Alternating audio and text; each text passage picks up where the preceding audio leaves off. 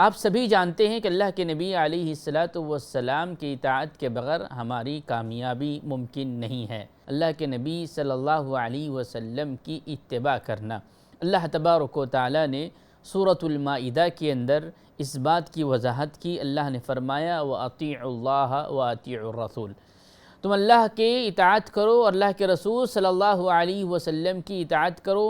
وَاحْذَرُوا فَإِن تَوَلَّيْتُمْ فَاعْلَمُوا أَنَّمَا عَلَى رَسُولِنَا الْبَلَاغُ الْمُبِينُ۔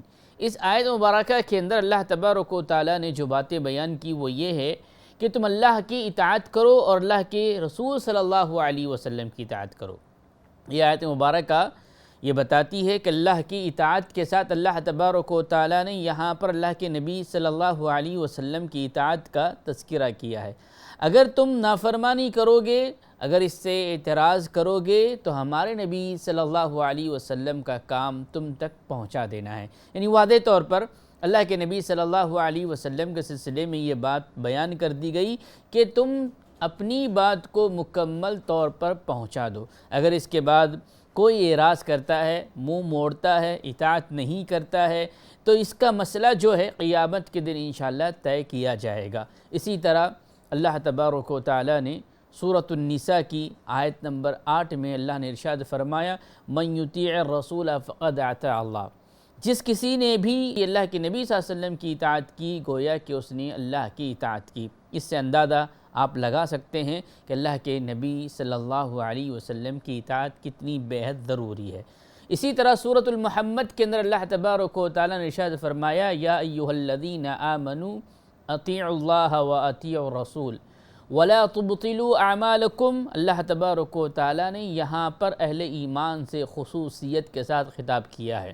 آپ جانتے ہیں کہ اللہ تبارک و تعالیٰ کہیں پر کفار سے خطاب کرتا ہے تو کہیں پر یا ایھا الناس لوگوں سے خطاب کرتا ہے۔ یہاں پر اللہ تبارک و تعالیٰ نے اہل ایمان سے، جو مومن ہیں، ایمان والے ہیں، جنہوں نے اللہ پر، اس کے فرشتوں پر، اس کے رسولوں پر، اس کی کتابوں پر، تقدیر کے اچھے برے ہونے پر، قیامت کے برپا ہونے پر، آخرت پر جنہوں نے ایمان لایا ہے، جسے ہم ایمان کہتے ہیں، ایسے لوگوں کے سلسلے میں اللہ نے کہا یا ایھا الذین آمنوا، اے وہ لوگو جو ایمان لائے ہو، یاد رکھو اللہ کی اور اس کے رسول کی اطاعت کرو۔ اگر تم ایسا نہ کرو گے تو تمہارے اعمال کو برباد کر دیا جائے گا۔ وَلَا تُبْطِلُوا أَعْمَالَكُمْ، تمہارے اعمال ضائع ہو جائیں گے، برباد ہو جائیں گے۔ اسی طرح اللہ کے نبی صلی اللہ علیہ وسلم کے سلسلے میں یہ بات ہمارے سامنے آتی ہے۔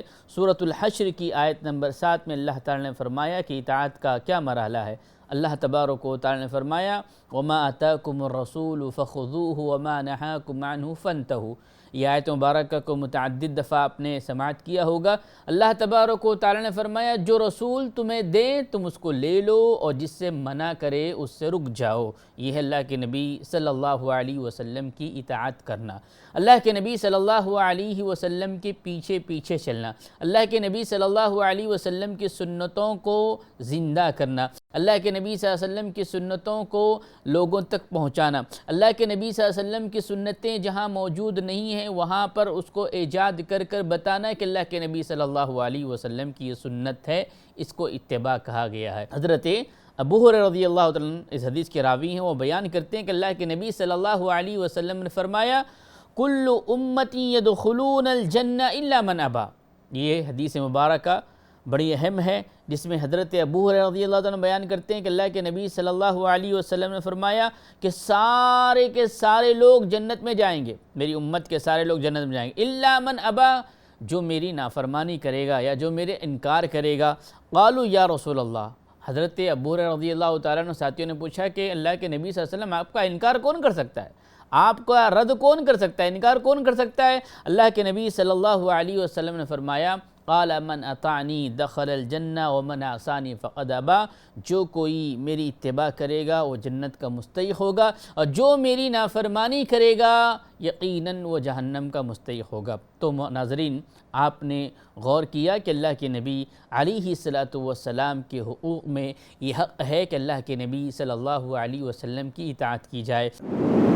مرسی ٹی وی کے مزید ویڈیوز کے لیے ہمارے چینل کو سبسکرائب کریں اور بیل آئیکن کو ضرور دبائیں۔ جزاک اللہ خیرن۔ مرسی ٹی وی، پیغام رحمت۔